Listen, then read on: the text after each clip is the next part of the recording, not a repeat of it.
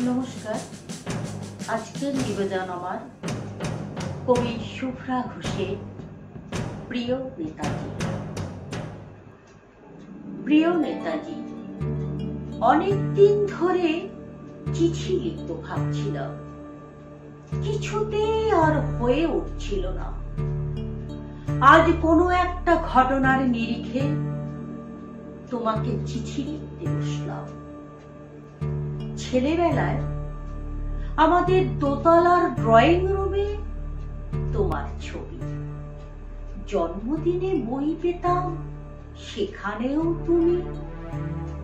বাবার গল্পে তোমারই বীরত্ব, দেখতে দেখতে শুনতে শুনতে ক্রমে আমিও তোমার ভক্ত।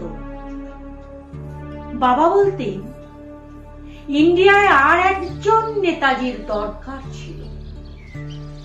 মা গাইতেন বীর সুভাষের মহান দেশ।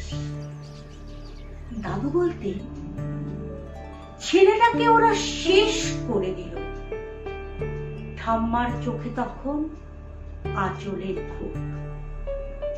এসবের মধ্যে বড় হওয়া আমিও কেমন একটা ঘোরের মধ্যে থাকতাম।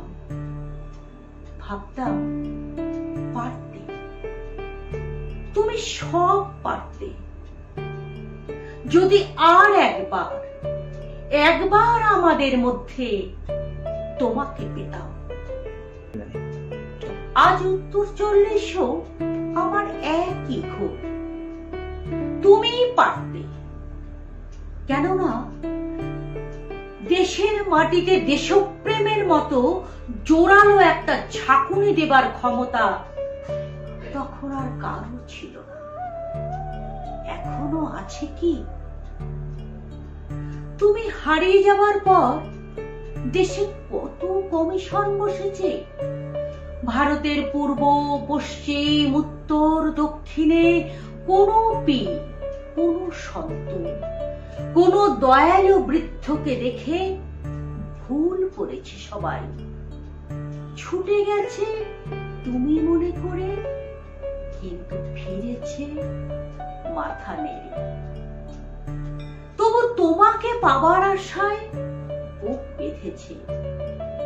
তুমি তো শুধু বসুবাড়ির নও, গোটা ভারতবর্ষে মণিকোঠার হীরক, যার আলোর শুদ্ধতা কালোকে সাদা করতে পারে। এই বিশ্বাসে ভর করে সবাই ভেবেছিল তুমি আসবে আসবে, কিন্তু এলে না। কেটে গেল অনেকগুলো বছর, পেরিয়ে এলাম জীবনের অনেক গলি খুঁজি। তুমি এখন বিমানবন্দরে, সভা সমিতিতে, রিসার্চ ব্যুরোতে, এমনকি ছেলের নামকরণে। শুধু হৃদয় যেন দোলা দেয় না। জানো, তোমার জন্মদিনটা এখন সবাই ছুটির দিন বলে আয়েশ করে উপভোগ করে। আর ছেলেরা, তারা তো এখন দেশ থেকে বিদেশের খবরে বেশি রাখে।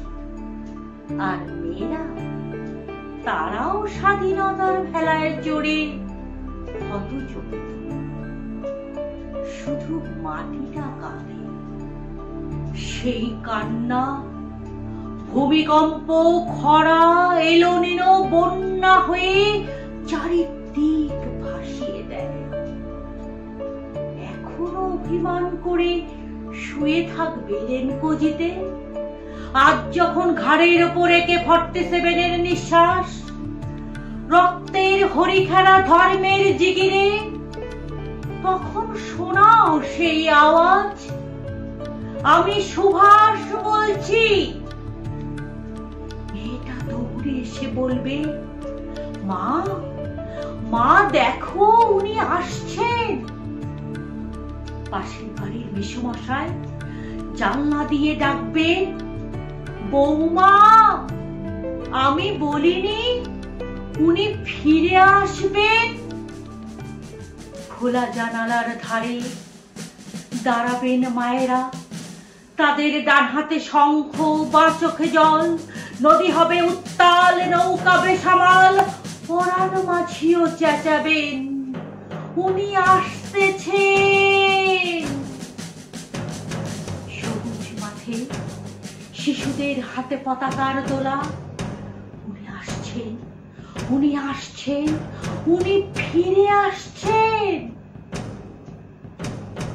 তোমার হারিয়ে যাওয়া জন্মদিনের ভেতর থেকে উঠে আসো আর একটা দেশে। আজ স্বাধীনতার ঠিক আগের মুহূর্তে দাঁড়িয়ে তোমাকে আমার এই চিঠি। প্রণাম।